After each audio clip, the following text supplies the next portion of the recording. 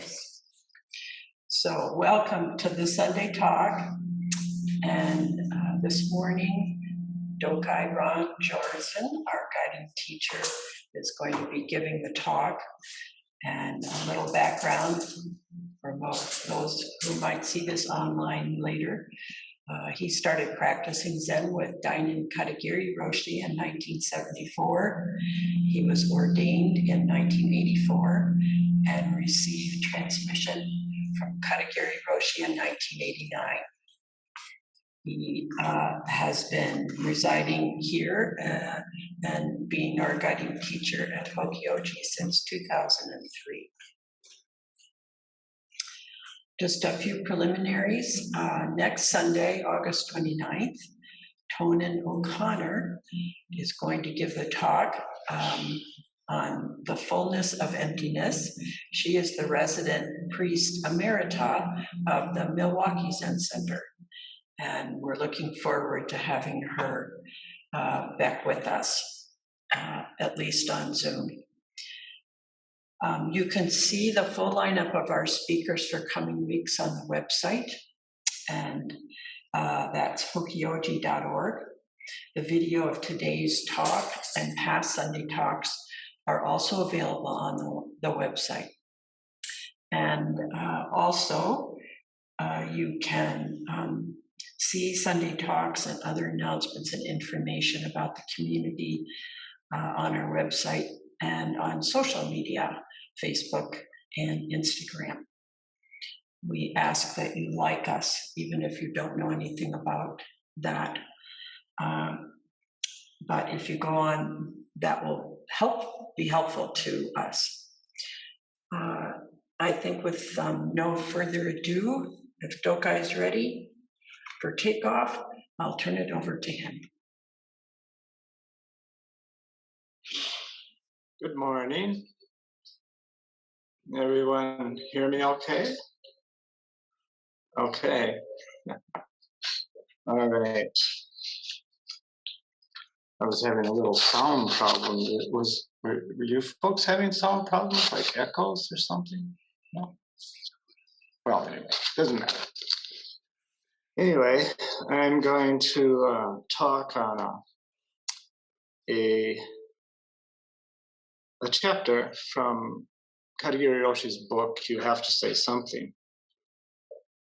We've never talked on this chapter before, so we'll see how it goes. It's called Make Yourself at Home. In his instructions for the cook, Dogen wrote, "Put those things that naturally go on a high place onto a high place, and those that would be most stable on a low place onto a low place. Things that naturally belong on a low place find their greatest stability there." Dogen is not talking about hierarchy here. He's simply saying that if you put a cup on a high shelf, it can easily break if it drops to the floor. If you put it on a lower shelf, it's safer. In other words, you have to understand as clearly as you can the life of a cup. You have to understand what a cup is, what a knife is, what a fork is. You have to understand the life of each thing with compassion, kindness, friendliness, and consideration. Although Dogen presents this as advice to the chief cook, it is really instruction for us about how to live. Without intruding or being overbearing, we must put ourselves in the place of others and learn to deal with them as they are. I'm going to read that last sentence again, only I'm going to make my own sentence. It's a little, tiny bit different from Katagiri's. Without intruding or being overbearing or being too detached and unresponsive, we must put ourselves in the place of others and learn to deal with them as they are. So that's the last line I really want to speak about more than anything else, but maybe we can review.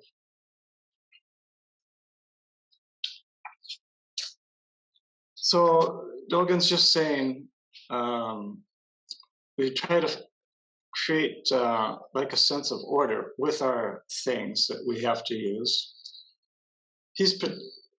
And this can be in your own home. It says make yourself at home. So it's like just arrange things so they are in their best order. For those of you who spend spend significant time around me, you probably know I like a really nice sense of order. I like it in the Zendo where everything has its place and simple. Nothing's too crowded or congested.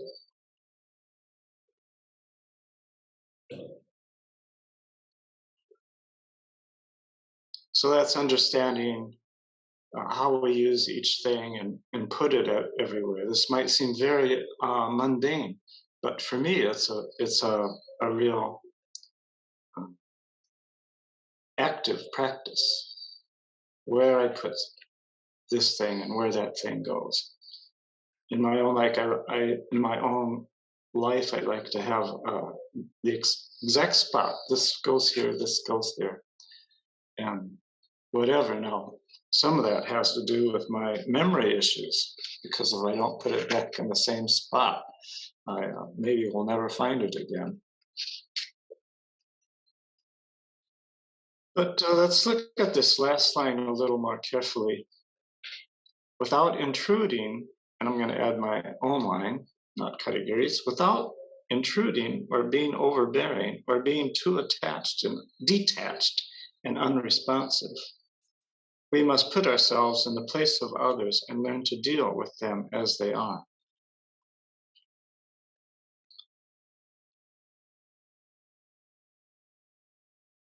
There's been a koan that I've been studying for quite a while now.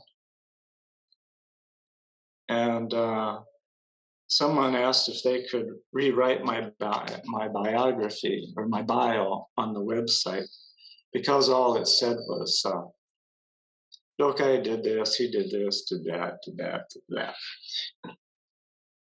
So this person wanted to say, we need to include something about who you are, what your, what's your practice about, or something. Make it a little more lively. And I said, well, okay, go ahead, do it, because I don't know what to say about that. So they did it.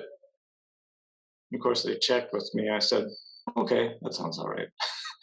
And it says, I think it says, I haven't read it now for a few weeks, but anyway, it says something like, Dokai is interested in how communication, how to make an appropriate response, something like that.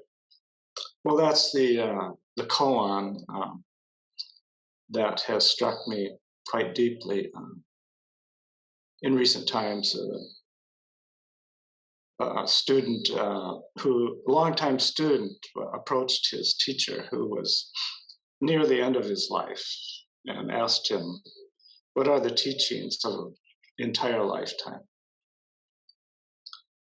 And the teacher responded, to make an appropriate response. That's it. At first, we might be quite disappointed in thinking that isn't there more than that? Zen teachings of an entire lifetime? Isn't there some kind of like profound enlightenment that comes with it or something, in which you would always know what to do? We just got through with finished with a 7-day session yesterday here at Hokyoji. We had 16 people participating on site, and it varied online, but from like 5 to 10, maybe online. I would say 5 or 6 were there almost all the time. So that's kind of a little background, kind of leading into this talks that I'm giving now. Anyway, so the text we used was called the Genjo Koan, and it's one of the first chapter in Dogen's Shobo Genso. And in one of the commentaries on it, one person says, you might think that when you attain enlightenment, you will be able to eat 5 bowls of rice and be, and I don't have it with me, but I have to paraphrase, eat 5 bowls of rice and sit up on the altar where flowers and incense are offered. Then I made my own commentary and said, you might think when you become enlightened, you can eat 5 bowls of rice and not gain any weight. I'm having trouble reaching my what I think what should be my ideal weight these days. Anyway, but so that's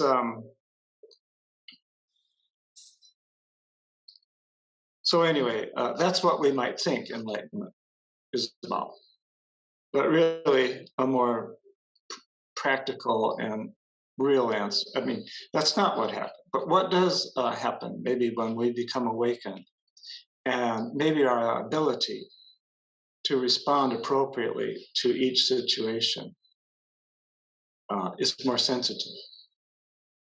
Let's say that's what enlightenment is. Maybe it doesn't sound quite as grandiose as what we wish it could be, but just think if you actually could do that, if we all could do it, if I could do it, to just always make a very appropriate response under all circumstances, when you're by yourself or when you're with other people.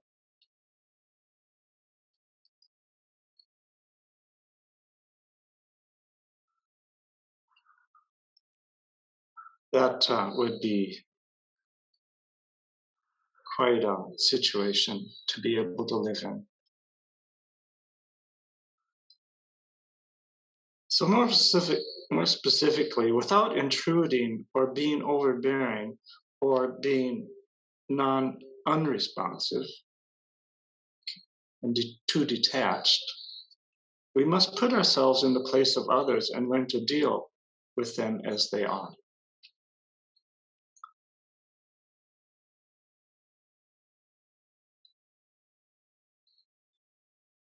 Without intruding or being overbearing. Now, when we do sesshin, or this could be applicable to any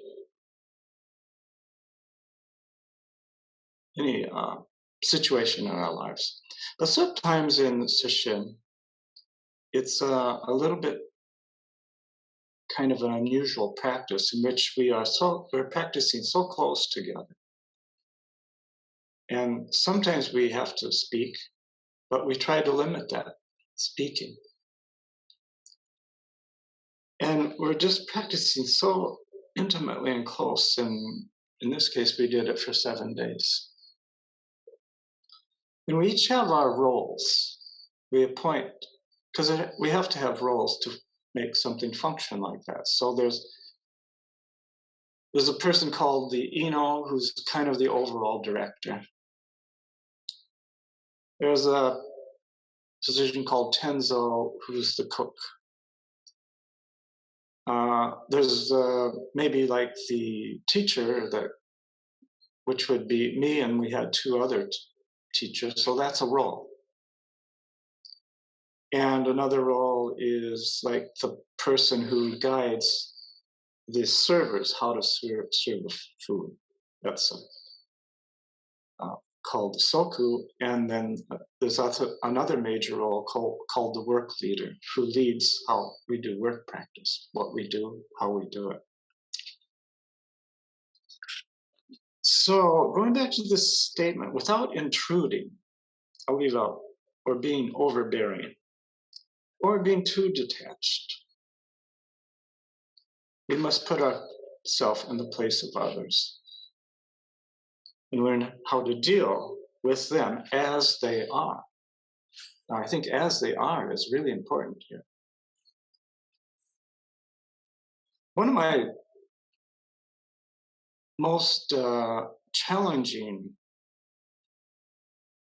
situations is being the guiding teacher and not intrude. Not intrude on the,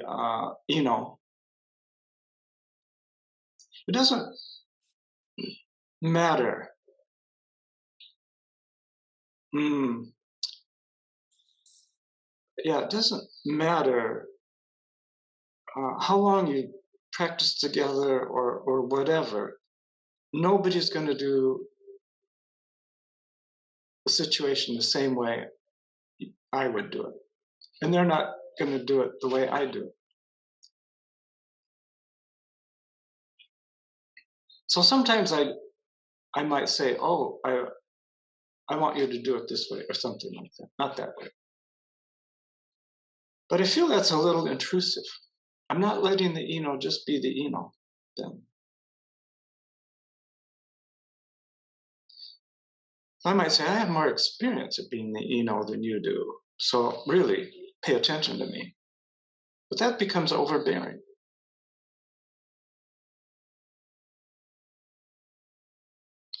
And then the other side of that is just being too detached. You're just not there to guide or suggest alternatives when you need to, when it's your role to do that.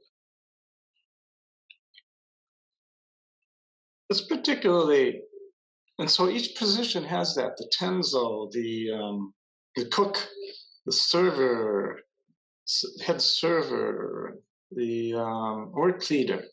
We have to respect each role as its role, even if we think we know more than that person about doing that role. We just have to let them do it. Now that's very challenging,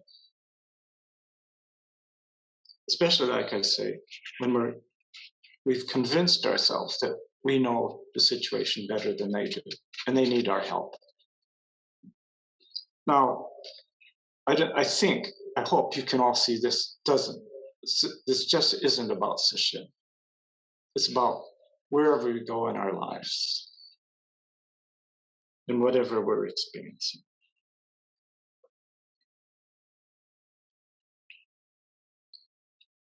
I'm not reading the whole chapter, I'm just picking out sections of it.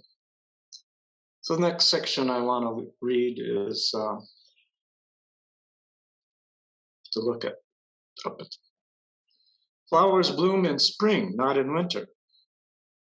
But whatever the season, flowers become flowers as they are, and trees become trees as they are. This is important for us to understand. When a flower becomes a flower as it is, it teaches us about its actual existence. When a tree becomes a tree as it is, it creates a wonderful world that is rich and generous.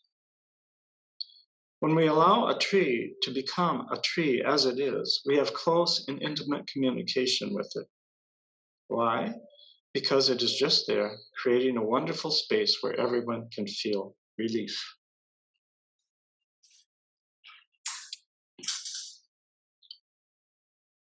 I'll tell you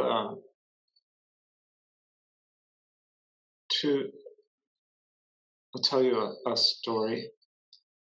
At the end of sesshin, I was saying goodbye especially to everyone who was in the sesshin. That was yesterday around noon or a little earlier.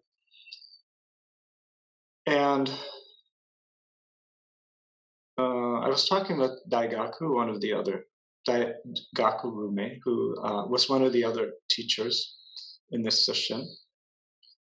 And before he was going, we were just kind of looking around, and he looked up at our pine trees that growing on our land. I think most of you are aware of them. We just went, oh, wow. Just a kind of a sigh like that. That sigh and that wow is things stop for a minute when you just see something in its natural form and beauty.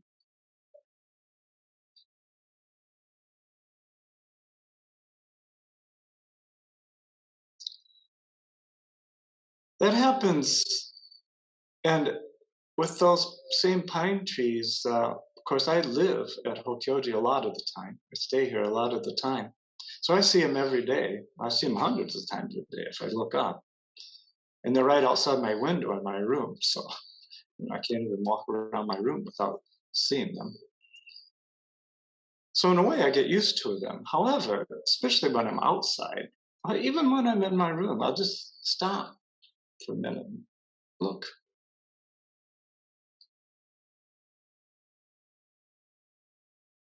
And just experience those trees as they are. Now, it's not only the same with those trees, but from my vantage point in my room, I can see a lot of the grounds. I mean, not my room, but the kitchen in my residence. I can see a lot of the grounds, and sometimes I work out and I look out the window and I see someone just working, mowing the lawn, weeding, whatever. And it'll stop me. And I just kind of go, wow.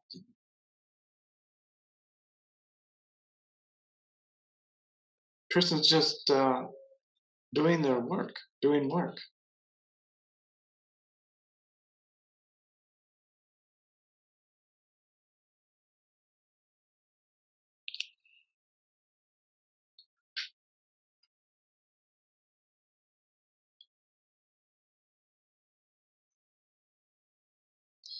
If we just think in our ordinary dualistic way, we can't find such a space. If we only study trees biologically and physically as though they were objects separate from us, we will have no true understanding of what a tree is. We don't understand that when we make it an object, we kill the life of the tree.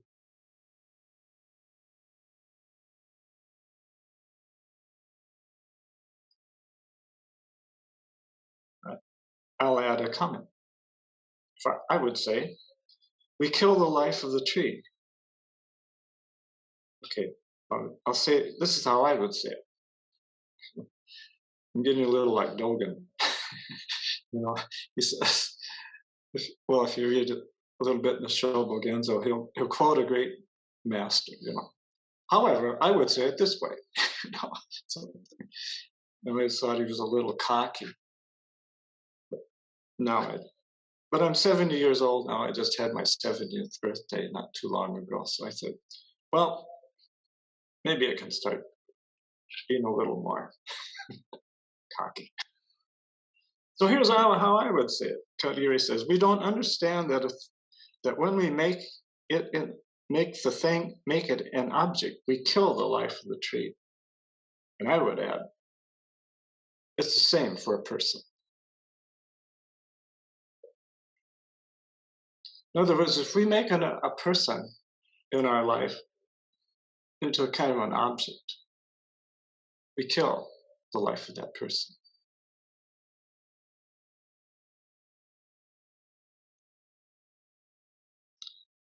If they're a person that needs our correction, or they need to do it the way I want you to do it, we kill their life.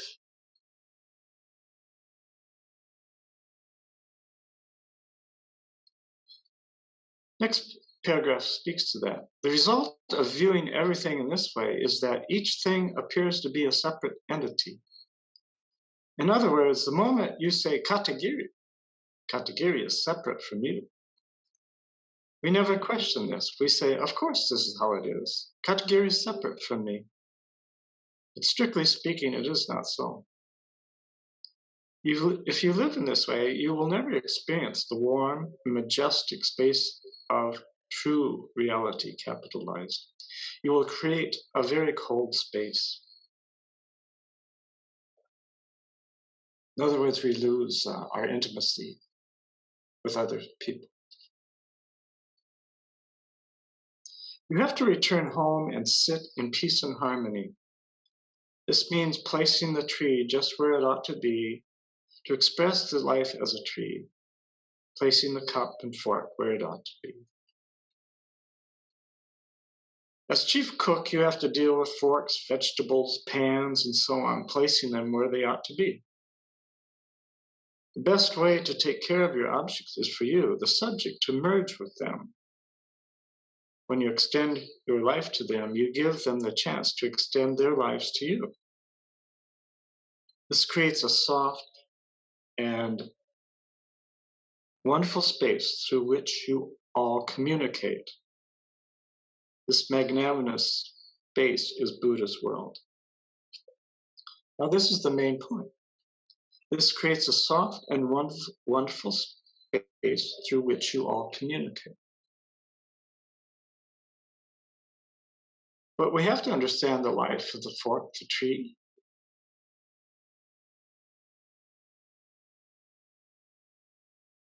the bowls, and we have to understand the roles of the tenzo, the ino. They're separate, but they're together.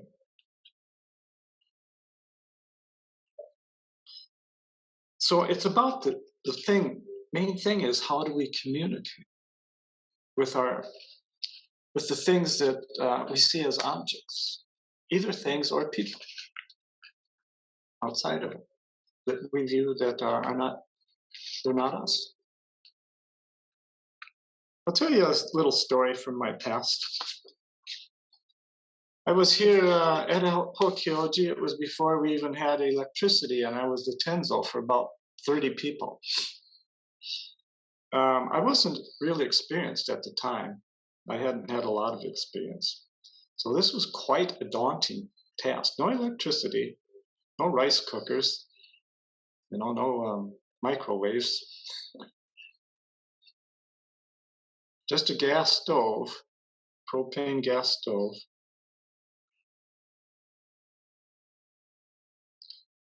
And I had my menu all made up, I tried to do as much planning as I could ahead of time. And what happened, it was during the summer, it might have been right around this time. And it was like a scorching hot day. And this was my serving food for lunch. And I was so focused on just making the food ready according to the plan, the menu. I didn't think about anything else. This is on the plan, this is the menu, so I got to make this thing. About a half hour before it was all ready, I started to realize it was getting really, really hot. This was about, maybe it was 11:30 or even 11 o'clock. Served to be food around noon or a little later. And I realized this isn't the right thing to serve. It was like a real heavy dish or something. And I don't have a clue what it was, but it was I don't know. Let's just say it was chili, really thick chili, something like that, on a scorching hot day with no electricity, not even a fan. I think it was even something heavier than chili.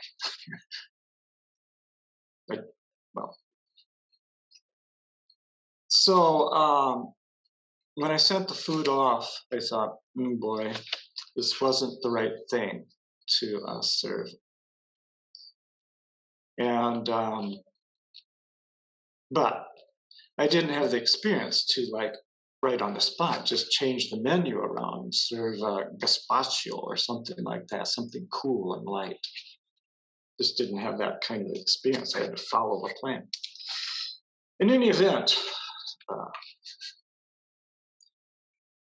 it was set up and people ate it. And then after the meal, I was kind of down in the kitchen, so our old kitchen at Hokyoji, and I saw the Ino, and she was just charging at me like a bull. I got scared. And sure enough, she said, "Dokai, you can't serve that kind of food, on a hot day." And all I did was just say, "Thank you, thank you." I knew I'd done something wrong. But she really let me know that I really did do something wrong. Anyway, right now this was like, oh gosh, 40 years ago, maybe not quite that long, 35. But anyway, we're really good friends now. So nothing like, it wasn't like that. But I just thought, maybe there's another way to communicate other than like that.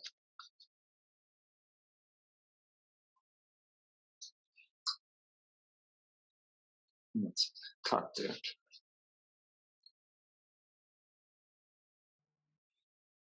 When things are placed where they ought to be, that is, if you just allow them to be what they are, they very naturally start to talk with you. You feel at home in the wonderful space you have allowed to happen around you.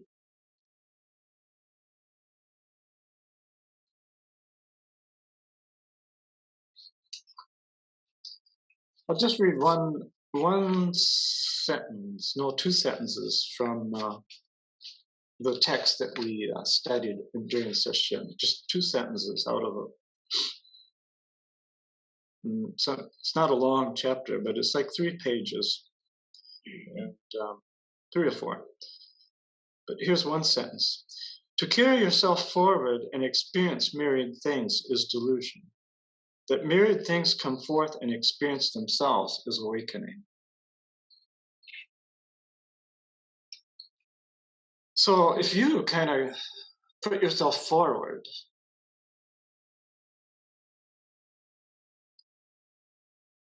and experience the myriad things, and actually these myriad things, I think mostly are when things go not the way you expect.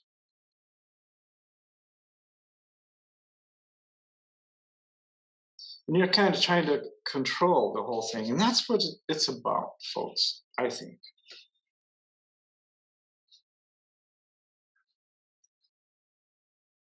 Yeah.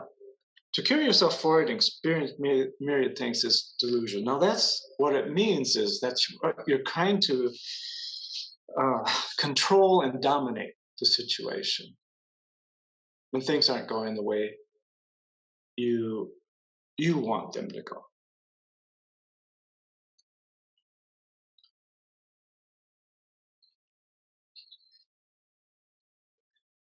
We had a speaker, wait, was it only last week? Paul Shippey? Was that last week, folks? Yes? Oh, yeah, okay. He talked about nonviolent communication. And the one thing that really strikes me about learning how to communicate nonviolently, now that really sounds kind of strong. Seems like, but it puts it there in kind of like a real way. Where when you don't respond like appropriately, there might be some violence. That's kind of strong. But what I would say, there's lack of intimacy. And what he says that's very interesting is that when we're reacting in a reactive state, when someone says something that doesn't fit, some need inside of us is not getting fulfilled.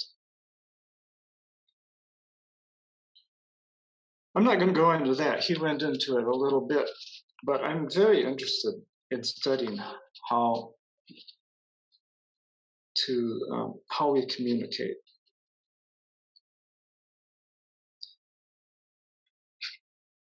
When I arrived here at Hokyoji in 1953, 2003,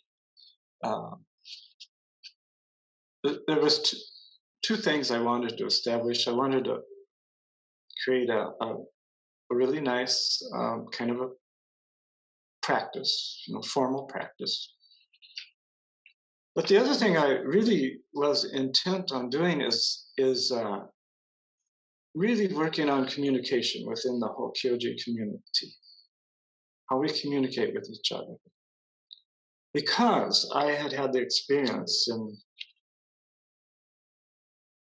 well, almost every place I practiced that I didn't feel like the communication was really all that great in the Zen centers where I practiced, in monasteries.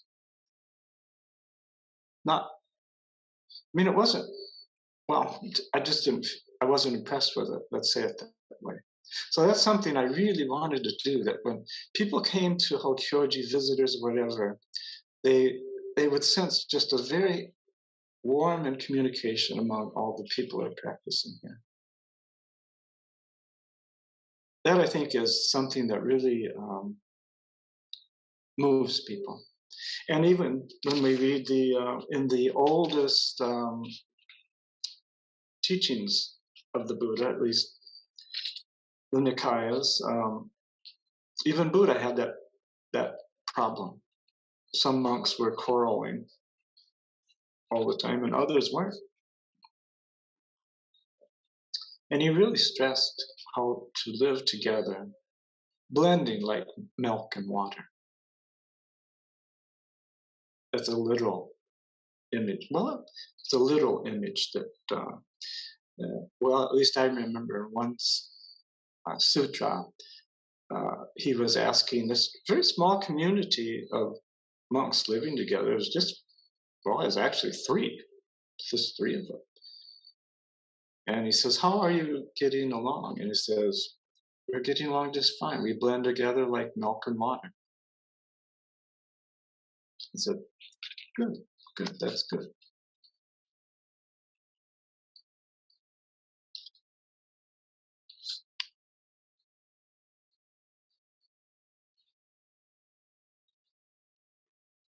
Okay, here's my concluding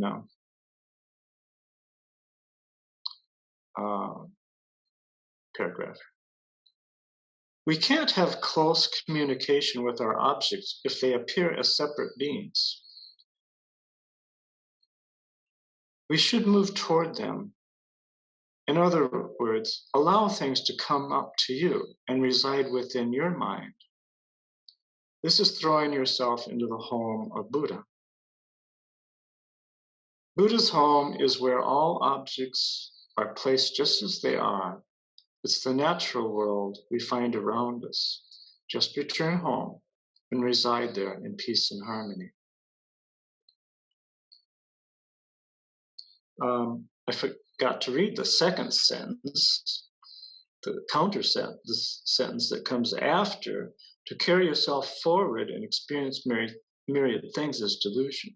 That myriad things come forth and experience themselves is awakening.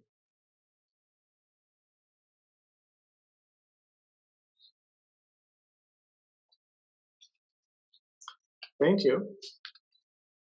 And we've got a little time left according to our schedule. I wonder if this brought anything up for anybody.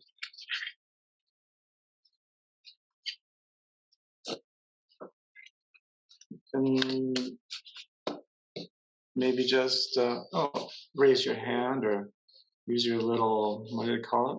What do you call those things? Emoji with a hand. So I can't see everybody on the screen. Did you raise your hand, Tim?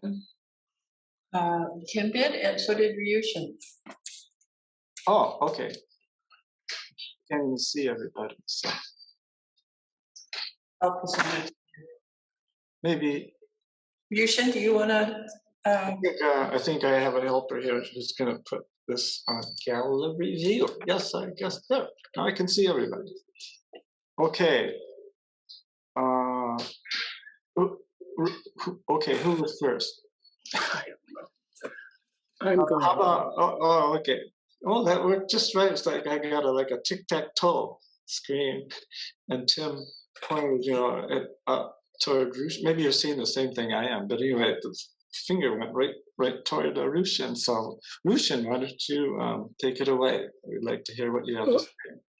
Yeah, I'd like to talk about communication. Yeah. I was a speech communication theater person in college, for better or worse, and I said I wasn't going to talk anymore about grief and the situation with Sandy because I was getting kind of tired of it. But I want to bring this up that the oncologist that Sandy had was one of the best communicators I've ever encountered in my life. And Sandy was very adamant about not wanting to hear anything about prognosis or percentages or any kind of, schedule or expectations. She didn't want any of that to happen. So he followed her rules, and he was right down the line with her rules, allowing that to flavor the way he communicated. Now, that wasn't true of everybody on the oncology team, and it certainly wasn't true with the ER doctors. But I was very impressed with how he took that in and responded to her wishes. And I've dealt with this considerably. That a lot of her, the way she dealt with things as she was very ill and dying, was not the way I would have done it. But I'm convinced now that because people's causes and conditions, some things have to be worked out for that particular person. You can't impose that on somebody else. So, and this oncologist was just really, really good at that. And so I think that follows with your theme. So. Thank you so much for sharing that, Rushin. That comes from deep in your heart. So, can anyone like to make a response to Rushin or anything else? I had something separate, to just something that happened at work that I thought of kind of as a slight miscommunication on my part, but listening to your talk, I can also see that in some subtle degree, I treated the other person as an object, and I think it comes from sometimes communicating, being really fast when communicating, without taking an extra 10 seconds to add a little more detail. So what happened was, at work, this one person asked me what she should do with this particular type of package. I work at the post office, and this is something that would be handled by the dues clerk, and I'm the dues clerk. So I said, you can just give that to me. So a couple weeks later, there's a similar type of package, and she was putting it in the wrong place. And so I approached that actually that would go to the dues clerk. And she said, well, I asked you a couple weeks ago and you didn't answer. And I'm thinking, I thought I answered, but what she heard was, just give it to me, I'll take care of it, without telling her where it was supposed to go.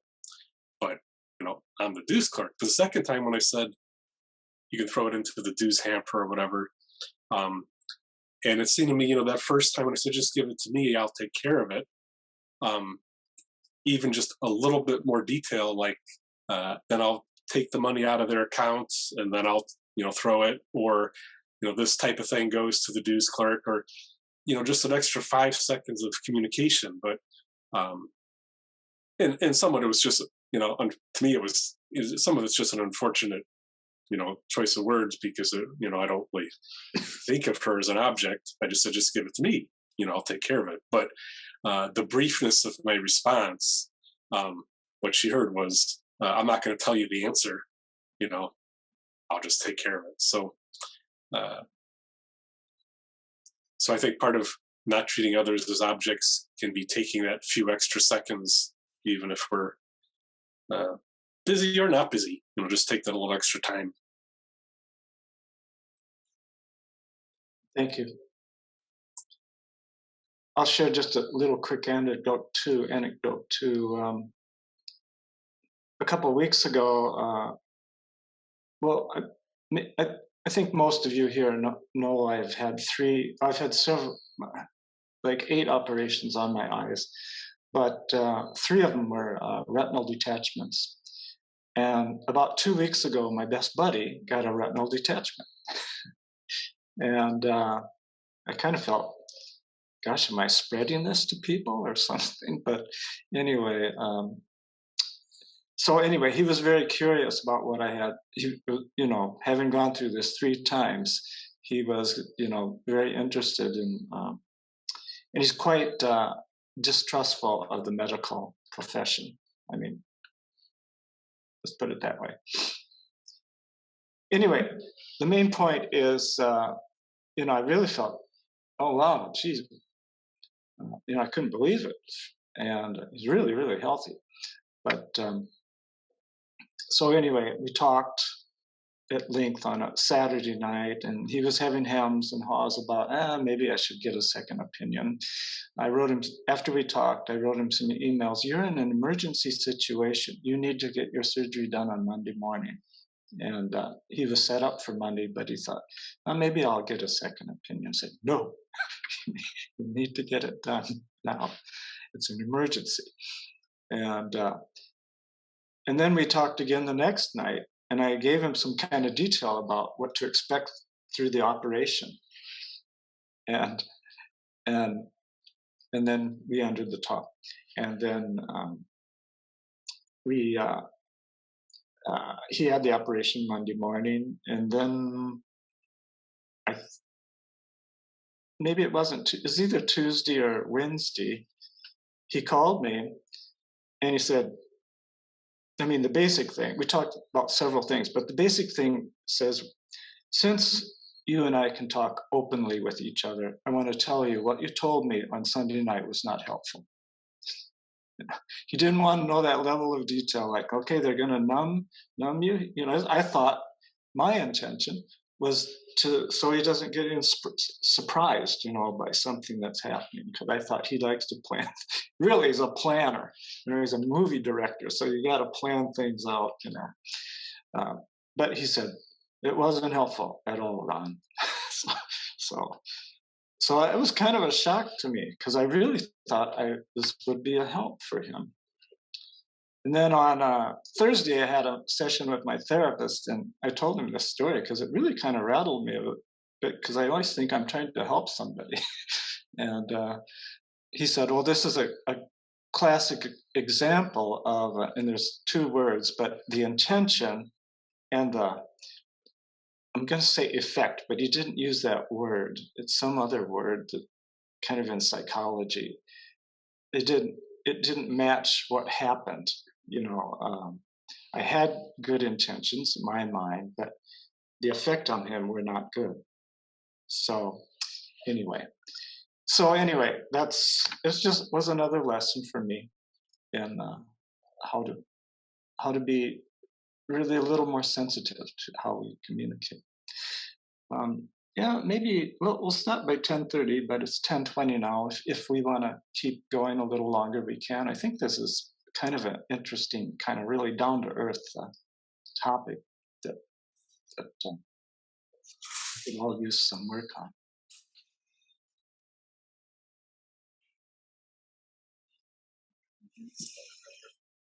I'm going to try to go on camera here. Pardon me? I'm going to try to be on camera here. Oh, okay. I've been in evidence, so Okay.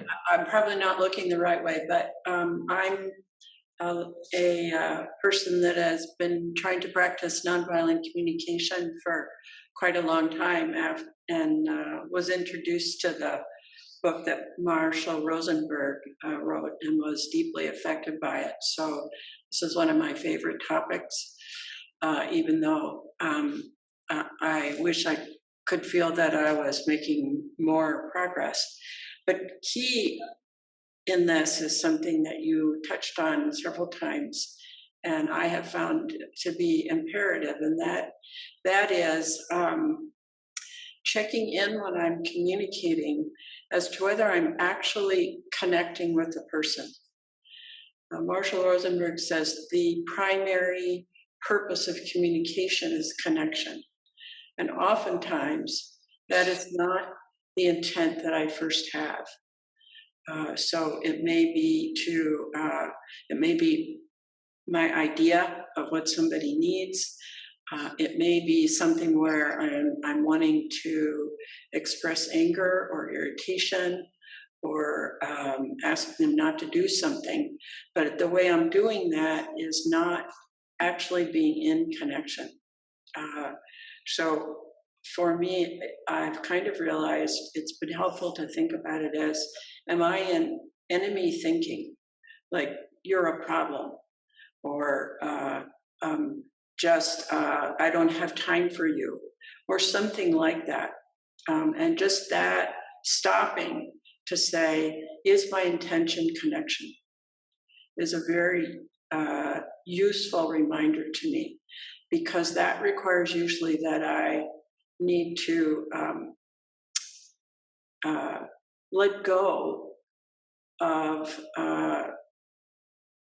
what my idea of what this person is or what I'm trying to accomplish, and just be present in whatever's happening right now. And that's all I'll say. Thank you, Kyoku.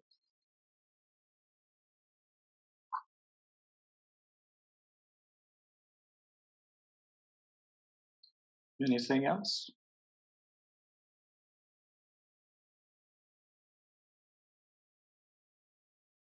Okay. Thank you all for your kind attention. I think probably Kyoku has some few closing Yes, matters too. So thanks everybody for coming in. It's been, as always, really good to see you.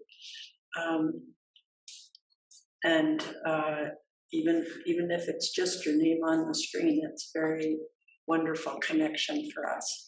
So I just want to remind you that in the chat box, we have information about how to support Hokyoji. So you're welcome to go there if you are wanting to offer something to support the ongoing practice here and the offerings that we offer. But let's do our close now with our ending chant. That is also in the chat box for anybody that doesn't know it. Beings are numberless. I vow to feed them. Visions are inexhaustible. I vow to end them. Dharma gates are boundless. I vow to enter them. The Buddha way is unsurpassable. I vow to realize it. May your day, week go well. Yeah. Thank you all. Have a good day. Bye-bye.